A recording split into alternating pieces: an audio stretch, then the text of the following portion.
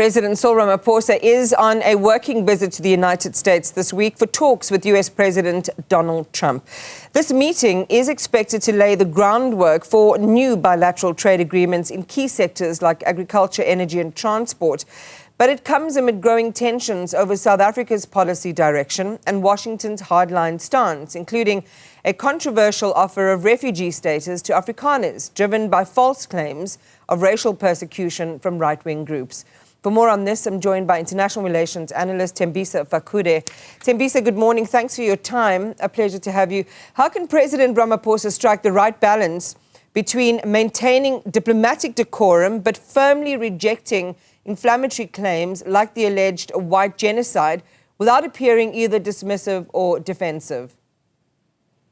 Well, I think the discussion has already taken place behind the scene. I think what's going to be happening now when it gets to the United States is just going to emphasize the position, but large part of the discussion regarding the false claim by Solidarity and AfriForum and others who have since gone to the United States has taken place. And to an extent, Donald Trump, of course, knew about these false claims. They just wanted to put South Africa under pressure, particularly because of South Africa's position on the ICJ, Iran, and other issues that were raised by Donald Trump in that executive order is the reason why he decided to isolate South Africa, and which led to the ties that we've had and enjoyed over the years taking a knock.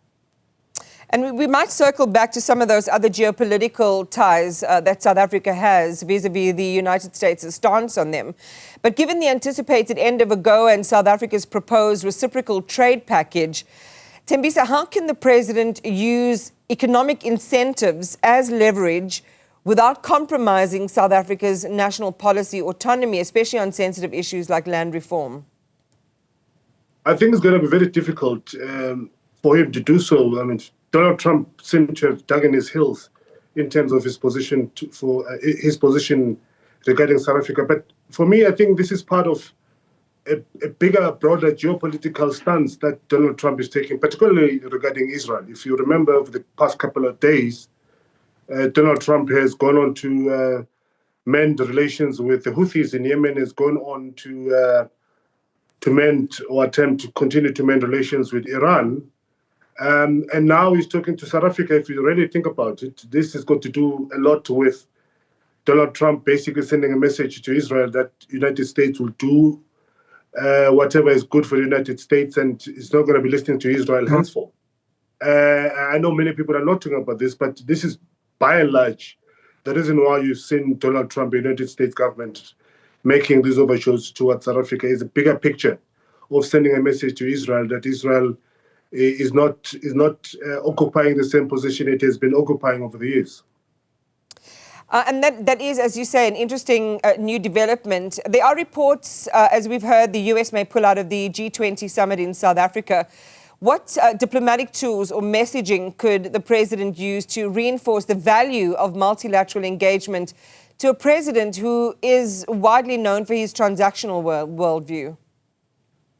Well, I think the most important thing, South Africa is not, I mean, outside the automobile and agricultural exports from this country, we're not doing much business with the United States. And Donald Trump knows that. But at the same time, we've got the very essential material, particularly the rare earth materials that are going to be necessary and essential for the AI business as it moves on in earnest. And the United States knows that very well. That's one. Number two is South Africa is a go-to country in terms of Africa.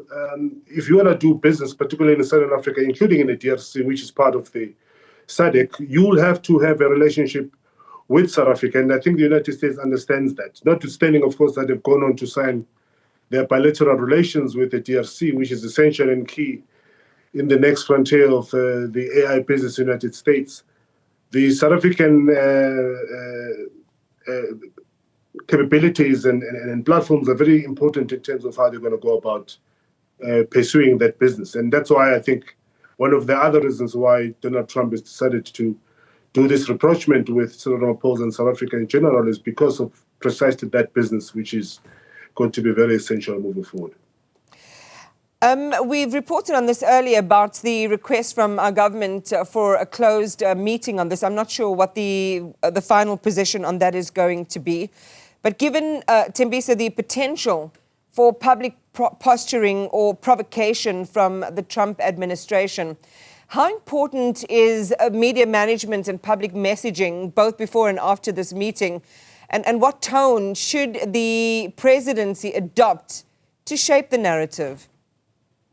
It's an important question, and I think, I had some discussions with some of the senior members who are going to be traveling to the United States, and one can only give one advice: you stay away from the public press meetings that have been taking place with other presidents. Particularly, we saw what happened with Volodymyr Zelensky, and South Africa will want to stay away from that. There are many other ways in which press statements and commentary can take place, but to accept that Oval Office informal sitting where everybody can just shoot from the hip, it could just backlash against South Africa, and I think South Africans are aware of that. I would rather have a proper press statements with two heads of state answering questions instead of having an impromptu meeting or an impromptu press engagement, as we've seen in the past, which I think could be extremely detrimental for South Africa, given that Trump often shoots from the hip and doesn't stick to the script.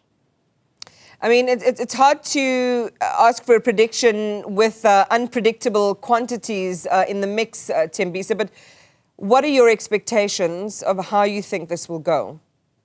I think the president will insist on a proper press statements where you're going to have two presidents standing up facing the media. It's going to be a proper press conference where they will issue statements, reading statements, and after that they'll take questions and answers. That will be the best form of a press statement and engagement, instead of allowing that informal sit-down presser that we've seen happening with Volodymyr Zelensky, which unfortunately led to the situation that we saw when that happened. So the best thing to do is to insist on a proper written press statements that will be issued by both presidents. And after that, you can allow question and answer. But I think to agree to an informal sitting where the presidents will be speaking informally to the members of the media could just backlash against us. Certainly one to watch. It's a big moment, I think, in terms of our global and diplomatic engagements, this meeting directly. We have a team there as well. So we will certainly be watching it quite closely. Thembisa, thanks for your time and perspective this morning. Appreciate it, Thembisa Fakude.